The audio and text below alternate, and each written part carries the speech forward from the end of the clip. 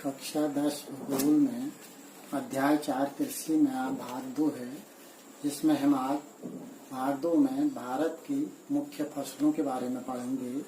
तो भारत की मुख्य फसलों के बारे में पढ़ने से पहले बच्चों इसकी शुरुआत करें।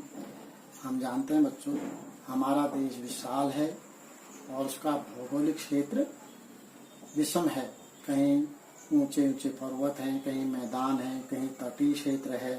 तो इस विषम भौगोलिक क्षेत्र होने के कारण यहाँ की मिट्टी और जलवायु में भी अंतर है। इसी कारण जो हमारे देश में बच्चों कृषि होती है या खेती होती है, उस कृषि में भी अंतर है, कृषि पद्धति में अंतर है। और इस कारण यहाँ पर हमारे देश में भारत की जो मुख्य फसलों में खाद्य फसलें और अखाद्य फसलें, दो प्रकार की फसलें पाई जाती हैं।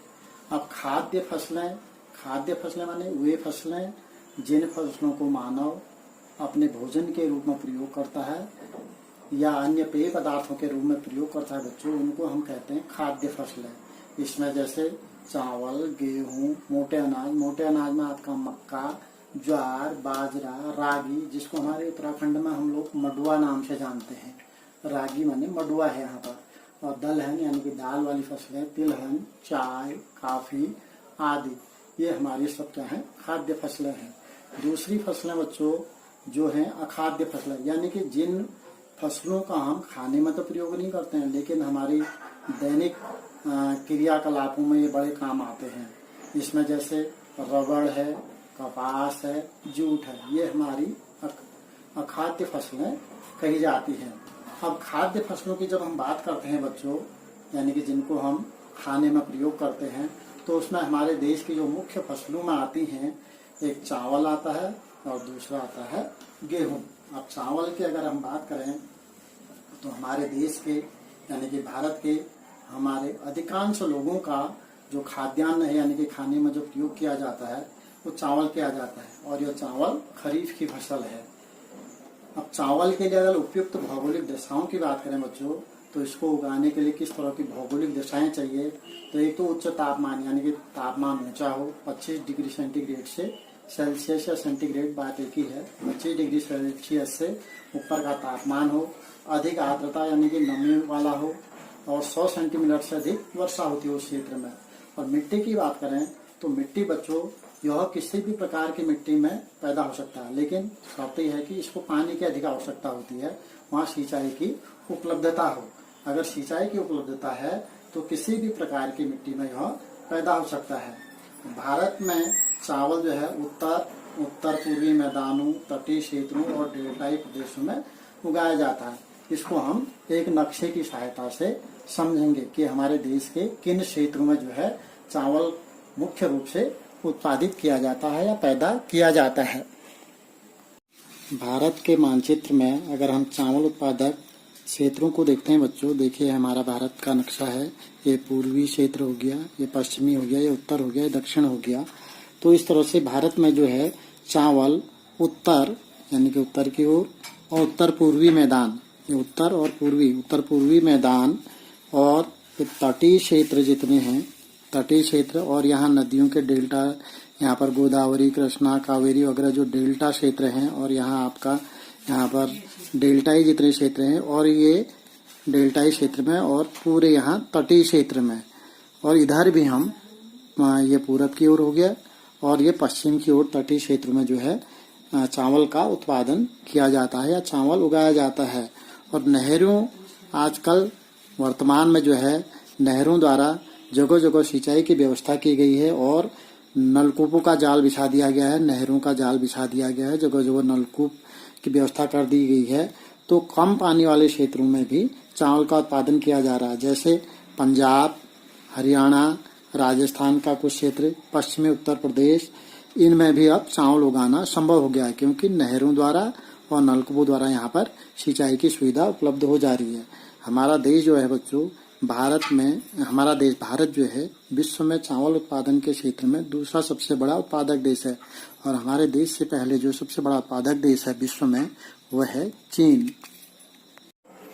उसके बाद बच्चों जो हमारी दूसरी महत्वपूर्ण खाद्य फसल है वो है गेहूं। चावल के बाद हमारी जो महत्वपूर्ण हमारे देश की खाद्य फसल है वह है गेहूं। यह रबी की फसल है, यह आप सभी जानते हैं। और यह गेहूं जो है बच्चों हमारे देश के उत्तर व उत्तर पश्चिमी भागों में पैदा किया जाता है। अगर गेहूं के लिए उपयुक्त भौगोलिक दशाएं किस तरह को इसके उत्पादन के लिए हमें भौगोलिक दशाएं चाहिए, तो तापमान जो है 20 से 25 डिग्री सेंटीग्रेड यानी कि शीत ऋतु की फसल है। और वर्षा 50 से 75 सेंटीमीटर वार्षिक वर्षा की इसमें आवश्यकता होती है। मिट्टी की बात करें तो मिट्टी इसमें दोमट मिट्टी, इसके लिए जो है गेहूं उत्पादन के लिए दोमट मिट्टी सबसे अच्छी मिट्टी मानी जाती है, यानी कि सर्वोत्तम है। इसके अलावा बलुई दोमट, भारी दोमट, मटियार मिट्टी में भी गेहूं जो है बहुत अच्छा पैदा किया जाता है। तो इस तरह से बच्चों ये गेहूं उत्पादन के लिए जो है ये भौगोलिक दशाएं हैं। आप देखिए हमारे देश में गेहूं बहुत सारे क्षेत्रों में पैदा किया जाता है। उसको हम एक नक्शे की सहायता से समझेंगे कि हमारे देश के किन राज्यों में जो है गेहूं का उत्पादन किया जाता है।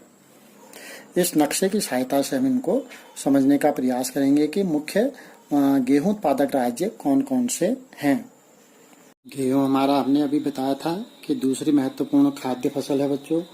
तो हमारे भारत के मानचित्र में हम जब गेहूं उत्पादक क्षेत्र की बात करते हैं तो बच्चों गेहूं उत्पादन जो है यहाँ उत्तर पश्चिम में ये उत्तरी क्षेत्र हो गया, ये पश्चिमी क्षेत्र हो गया। तो बीच का उत्तर पश्चिम क्षेत्र में यहाँ सतलज नदी है और यहाँ आपकी गंगा है, यूं करके आती है। तो इसका मैदान और यहाँ दक्कन की ओर यहाँ ये दक्कन का क्षेत्र, ये मुख्य रूप से हमारे देश के जो हैं यानी कि मैदानी क्षेत्र, गंगा और सतलज का जो मैदान है और ये दक्कन का कुछ क्षेत्र, ये हमारे देश के महत्वपूर्ण जो हैं गेहूं उत्पादक क्षेत्र हैं।